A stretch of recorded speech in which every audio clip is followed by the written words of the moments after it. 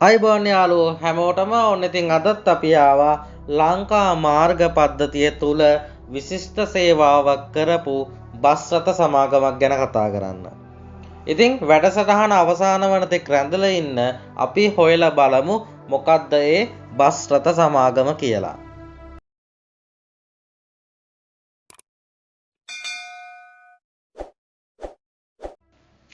ලංකා මගේ ප්‍රවාහන සේවය විශිෂ්ටම සේවාවක් කරපු බස් රථ සමාගමක් ගැන තමයි අද අපි කතා කරන්නේ. මේ බස් රථ සමාගම ගැන අපි මෙහෙම කිව්වොත් කන්ද උඩරට අභිමානවත් කොළ පාට තීම් එකෙන් ඩිසයින් වෙච්ච ජපන් නමක් තියෙන බස් රථ සමාගම. මෙහෙම කියද්දි ඉතින් ඔයාලා දන්නවා මම අද කතා කරන්නේ මොන බස් රථ සමාගමද කියලා. ඒ තමයි නිහෝම් ඉසුමි කියලා මේ බස් රථවල ස්ටිකර් ඩිසයින් එකක් විදියට නම ගහපු බස් රථ සමාගමක් තියෙනවා. මේ බස් රථ සමාගම මගේ ජනතාව හඳුන්වන්නේ නුගේගොඩ එන්ටර්ප්‍රයිසස් කියලා. ඉතින් මේ බස් රථ සමාගමේ ඉතිහාසය සහ වර්තමානය ගැන අද අපි කතා කරමු. ඉතින් මේ බස් රථ සමාගමේ ආරම්භය ගැන අපි කතා කරොත් මේ බස් රථ සමාගම 2002 වර්ෂයේ තමයි ආරම්භ වෙන්නේ. මේ නිහෝම් ඉසුමි සහ නුගේගොඩ එන්ටර්ප්‍රයිසස් කියන මේ නම් දෙකේ එකතුවක් විදිහට මේ බස් රථවල ස්ටිකර් කරලා තිනවා. ඔයාලට බලන්න පුළුවන් මේ ඡායාරූප වලින්.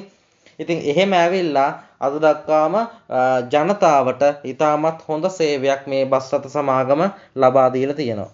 නිහෝම් ඉසුමි එහෙම නැත්නම් නුගේගොඩ එන්ටර්ප්‍රයිසස් බස් රථ සමාගම මේ මම ඔයාලට කිව්වා 2002 වර්ෂයේ තමයි මේ බස් රථ සමාගම මගේ ප්‍රවාහන ශේෂ්ත්‍රයට පැමිණෙන්නේ. ඉතින් මේ බස් රථ සමාගම මම ඔයාලට මුලින් කිව්වා වගේ මේ කන්ද උඩරට රාජධානියෙන් තමයි මේ බස් රථ සමාගම ආරම්භ වෙන්නේ, පැන නැගෙන්නේ. ඉතින් අපි කතා කරොත් මහනුවර නගරයෙන් තමයි මේ නුගේගොඩ එන්ටර්ප්‍රයිසස් කියන නම නාමය සහිත බස් රථ ලංකා මාර්ග පද්ධතියට බිහිවන්නේ. ඉතින් ඒ බිහි වුණාන් පස්සේ මේ බස් රථ සමාගම තමන්ගේ පළමුවෙනි බස් රථය ආරම්භ කරනවා. ඉතින් ඒ ආරම්භ කරන්නේ මාර්ග අංක 69 මාර්ගයේ මහනුවර සිට රත්නපුර දක්වා තමයි මේ එක් බස් රථයකින් තමයි මේ බස් රථ සේවාව ආරම්භ වෙන්නේ. ඒ ඉසුසු ජර්නි වර්ගයේ බස් රථයක් තමයි මෙම සමාගමේ පළවෙනි බස් රථය වෙන්නේ.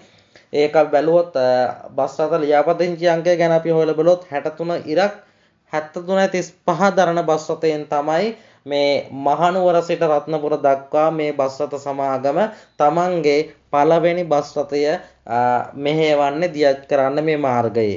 එක් බස් රථයකින් පටන් ගත්තේ බස් රථ සමාගම අද වෙනකොට විශාලතම බස් රථ සමාගමක් විදියට හඳුන්වා දෙන්න අපිට පුළුවන්. ඉතින් එම බස් රථ සමාගම මේ එක් බස් රථයකින් නැවතුනේ නැහැ. ඔවුන් තවත් මාර්ග බලපත්‍ර ගනිමින් තවත් මගේ සේවයට බස් රථ එකතු කරමින් දියුණුවටපත් වුණා. ඉතින් අපි ඒ ගැන කතා කරොත් මේ බස් රථ සමාගමේ තවත් මාර්ගයන් වල බස් රථ ධාවනය කරා.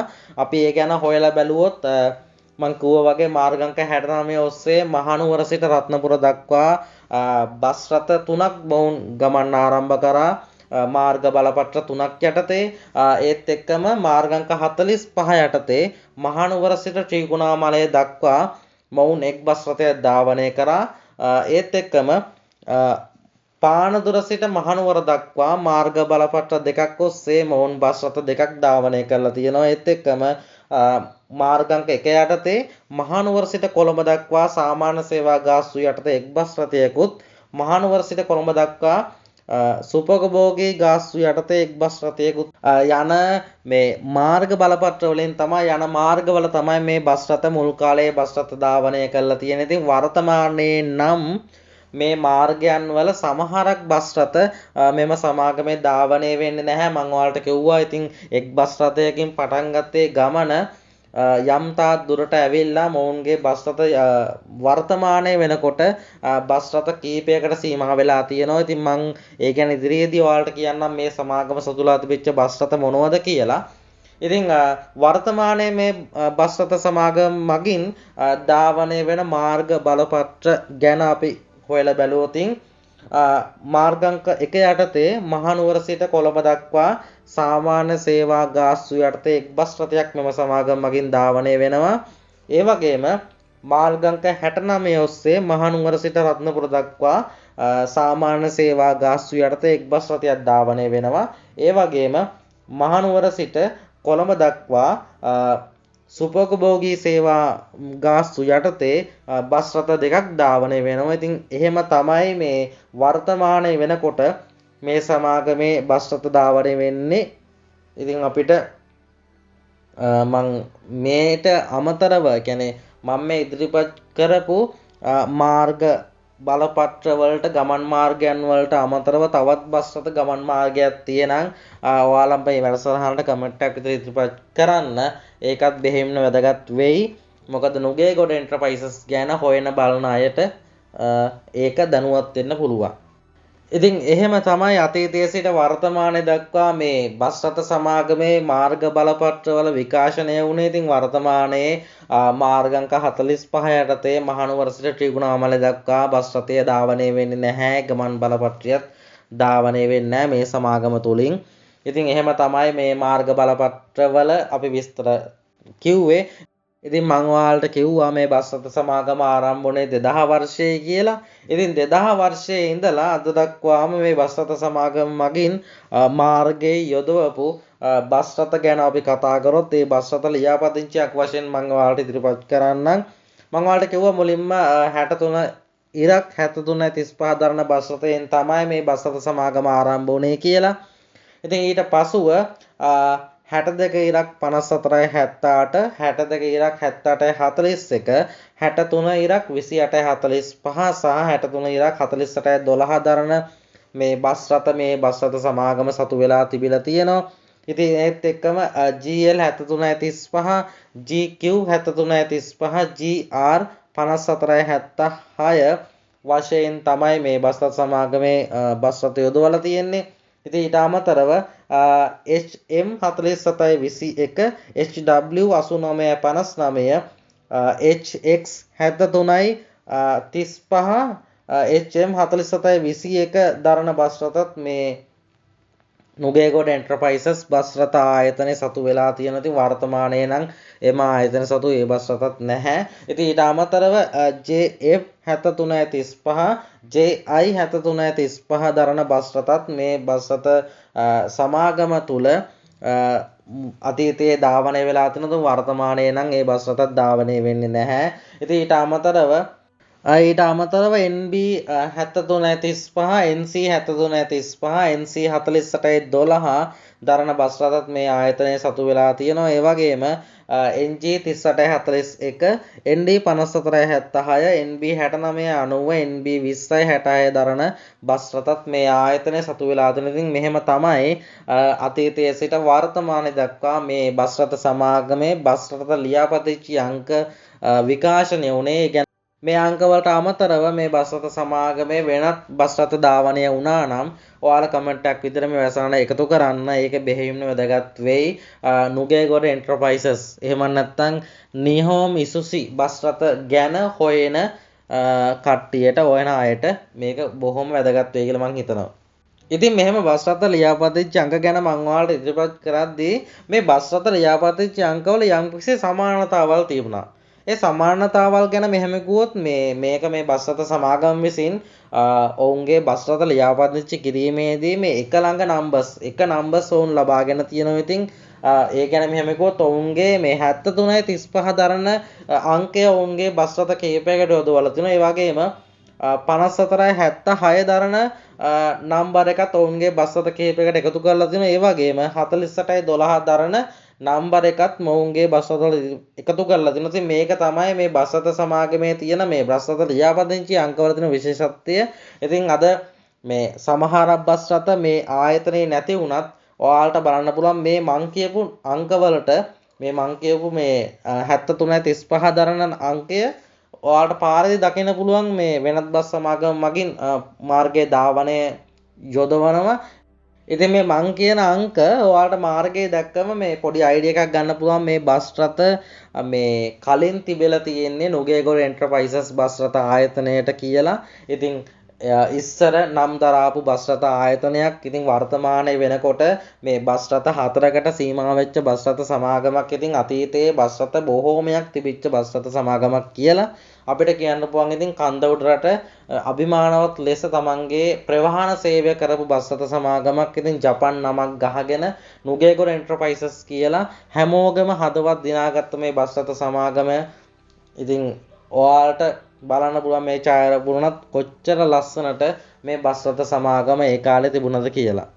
ඉතින් මේ බස් රථ සමාගමේ මේ ලංකා අශෝක් ලේලන්ඩ් බස් රථ තිබුණා, ඉසුසු ජර්නි වර්ගයේ බස් රථ තිබුණා, ටාටා වර්ගයේ බස් රථ තිබුණා. ඒ වගේම මිත්සුබිසි පූසෝ වැනි බස් රථත් මේ සමාගම සතු වෙලා තිබ්බා. ඉතින් මේ බස් රථවල එකතුවකින් තමයි මේ බස් රථ සමාගම මෙච්චර කාලයක් ලංකාවේ මගේ ප්‍රවාහන සේවයට තමන්ගේ සේවාව ලබා දුන්නේ. ඉතින් අද වෙනකොට බොහෝම අඩු ප්‍රමාණයේ බස් රථ ටිකක් තමයි මේ සමාගම සතු වෙලා තියෙන්නේ. ඉතින් කන්දවුඩරට අභිමානවත් ලෙස තමන්ගේ ප්‍රවාහනය මේ සමාගම විසින් කරා නුගේගොඩ එන්ටර්ප්‍රයිසස් බස් රථ සමාගම සෙන්කඩගල ජපන් වසන්තිය. එහෙම තමයි මේ මගේ ජනතාව හඳුන්වන්නේ මේ බස් රථ සමාගම. එහෙම නැත්නම් නියෝම් ඉසුමි බස් රථ.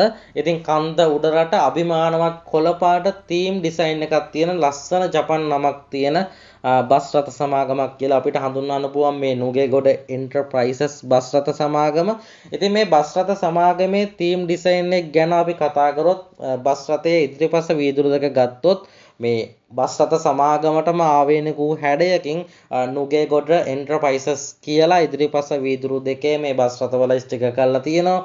ඉතින් ඒත් එක්කම බස් රථයේ පිටුපසත් මේ නුගේගොඩ එන්ටර්ප්‍රයිසස් බස් රථ සමාගමේ ලෝගෝ එක NE කියන ලෝගෝ එක නුගේගොඩ එන්ටර්ප්‍රයිසස් කියන නම තමයි කෙටි කරලා NE කියලා මොවුන් ලෝගෝ එකට හදලා තියෙන. ඉතින් ඒ ලෝගෝ එකත් බස් රථයේ ප්‍රදර්ශනය කළ දුන්නා බස් රථයේ පිටුපස. ඒත් එක්කම බස් රථයේ බඳ දෙපස මේ නියෝම් ඉසුමි කියන මේ ජපන් නම ඔවුන් ඉංග්‍රීසි අක්ෂරයෙන් ස්ටිකර් කරලා තියෙනවා. ඒ වගේම බස් රථයේ බඳ දෙපසත් මොවුන්ට ආවේනික වූ හැඩයෙන් කොළපාට තීම් ඩිසයින් එකෙන් ලස්සනම ආකාරයෙන් මොවුන් ඩිසයින් කරලා තිනවා. ඔයාලට බලන්න පුළුවන් මේ ඡායාරූප වලින් කොච්චර ලස්සන චාම් බස් රථ ටිකක්ද කියලා. මේක ඡායාරූප දැක්කම ඔයාලට කියන්න පුළුවන්. ඒ වගේම මගේ ජනතාවත් මේ බස් රථ සමාගම හඳුන්වන්නේ සෙන්කඩගල පාරේ එහෙම නැත්නම් නුවර පාරේ තාමත් දුවන චාම් බස් රථ සමාගමක් කියලා. ඉතින් මේ බස් රථ සමාගමේ තීම් එක හරිම ලස්සන තීම් එකක් කියලා අපිට කියන්න පුළුවන් මේ වෙලාවේ. ඉතින් එහෙම තමයි මේ බස් රථ සමාගමේ තීම් එක ඩිසයින් කරලා තිබුණේ. කන්ද උඩරට අභිමානවත් කොළපාට තීම් එකක් තියෙන මේ චාම් බස් රථ සමාගමක් කියලා අපිට කියන්න පුළුවන් මේ තීම් එක බැලුවම. ඉතින් එහෙම කියද්දිම මේ බස් රථ සමාගම මේ සමාජ මාධ්‍යයන් තුල ලොකෝම ප්‍රසිද්ධියට පත් වෙලා තියෙන මේ බස් රථ සමාගමක් විදියට මේ ජපන් නමක් ගහගෙන යන නුගේගොඩ එන්ටර්ප්‍රයිසස් බස් රථ ගැන බොහෝම දෙනෙක් හොඳ ප්‍රතිචාර කියලා තිබුණා. ඉතින් අපි සමාජ මාධ්‍ය කියපු වෙලාවේ මේ ප්‍රතිචාර උපුටා ගත්ත මේ වැඩසටහන එකතු කරන්න මේ වැඩසටහන යන අතරතුරදී ඔයාලට ඒව බලන්න පුළුවන්. ඉතින් ඔයාලටත් මේ බස් රථ සමාගම ගැන යම්කිසි අදහසක් හරි මොන හරි කමෙන්ට් එකක් තියෙනම් මේ වැඩසටහනට කමෙන්ට් එකක් විතර ඉදිරිපත් කරන්න. ඒක බෙහෙවින්ම අපිට වැදගත් වෙයි. ඒ වගේම මේ නුගේගොඩ එන්ටර්ප්‍රයිසස් බස් රථ ආයතනයත් බොහෝම සතුටු වෙයි මේ එයාලා කරපු සේවාව වෙනුවෙන් ජනතාවගේ අදහසක් ඇගීමක් ලක් වෙච්ච එක ගැන එයාලා සතුටු වෙයි කියලා අපි හිතනවා. ඉතින් ඒ ආකාරයෙන් ජනතාවගේ අදහස් ටිකත් අපි බලලා යද්දිම මේ බස් රථ සමාගම ගැන නොකියම බැරි දේවල් ටිකක් තියෙනවා. කියන්නේ ඒ තමයි මේ බස් රථ සමාගම මගේන්ට හොඳ ගුණාත්මක හොඳ ආරක්ෂාකාරී සේවයක් ලබා දීලා තියෙනවා. අදටත් වර්තමානයේත් මොවුන් ලබා දෙනවා ආරක්ෂාකාරී සුව පහසු ගමනාන්තයක් මොවුන් සෑමටම ලබා දෙනවා. ඉතින් වර්තමානයේත් මොවුන්ගේ බස් රථ කීපයක් වුණාට ඒ බස් රථ කීපෙනොත් මගේන්ට හොඳ සේවාවක් ලබා දෙනවා කියලා අපි දන්නවා. ඉතින් අතීතයේත් බස් රථ අනතුරු අඩුම බස් රථ සමාගමක් කියලා මේ බස් රථ සමාගම ගැන අපිට කියන්න පුළුවන්. ඉතින් අතීතයේ හොඳ සේවාවක් මගින්ට දීලා තිනවා. ඉතින් ඒ කාලේ මාර්ගයන් දිනු වෙච්ච නැති කාලේ මාර්ගයන් වල අඩුපාඩුකම් තියෙන කාලේ ජපන් බස් ටිකක් මාර්ගයට එකතු කරලා ටාටා බස් ටිකක් මාර්ගයන් වලට එකතු කරලා ලේලන් බස් ටිකක් එකතු කරලා මේ බස් රථ සමාගම මගේන්ට හොඳ සේවාවක් ලබා දීලා තියෙනවා කියලා අපිට කියන්න පුළුවන් ඒ කාලෙත්. මගේ ජනතාවට හොඳ බස් රථ සේවාවක් දුන්න කියලා අපිට මේ වෙලාව කියන්න පුළුවන් මේ බස් රථ සමාගම ගැන. ඉතින් සෙන්කඩගල ජපන් වසන්තය කන්ද උඩරට අභිමානවත් ලෙස තමන්ගේ ධාවනයන් කරන බස් රථ සමාගමක් කියලා මේ නුගේගොඩ එන්ටර්ප්‍රයිසස් බස් රථ සමාගම ගැන අපිට කියන්න පුළුවන්. ඉතින් එයත් සමගම මේ බස් රථ සමාගම ගැන කරපු මේ වැඩසටහන මෙතනින් නිමා වෙනවා. හරි ලස්සන චාම් බස් රථ ටිකක් මාර්ගයන් වලට එකතු කරපු හරිම මේ ලස්සන තීම් ඩිසයින් එකක් මාර්ගයන් වල එකතු කරපු හොඳ බස් රථ සේවාවක් මගේ ජනතාවට ලබා දුන්නු නුගේගොඩ එන්ටර්ප්‍රයිසස් බස් රථ ආයතනයේ හිමිකාරීත්වයට අපි ස්තුතිවන්ත වෙනවා. ඉතින් මේ වගේ බස් රථ ටිකක් ඉදිරියටත් ඉදිරි මාර්ග වලටත් වර්තමානයේ වෙනකොට එක් කරන්න හැකියාව ශක්තිය ලැබෙන කියලා අපි ප්‍රාර්ථනා කරනවා. ඉතින් විශේෂයෙන්ම ස්තුතිවන්ත වෙනවා මේ නුගේගොඩ එන්ටර්ප්‍රයිසස් බස් රථ ආයතනයේ ඡායාරූප සමාජ මාධ්‍යයට එක් කරපු ඔබට. ඉතින් ඔබ මේ කරපු වැඩේ නිසා තමයි මට මේ මගේ වැඩසටහන හරි ලස්සනට කරන්න පුළුවන්කමක් තිබුණේ. ඉතින් නැවත වාරයක් ඔබට ස්තුතිවන්ත වෙනවා. ඉතින් එයත් එක්කම ඔබට ස්තුතිවන්ත වෙනවා අපේ වැඩසටහන නරඹුවට. ඉතින් මේ වගේ වැඩසටහන් ඉදිරියට නරඹන්න අපේ YouTube channel එක subscribe කරන්න, share කරන්න, like කරන්න.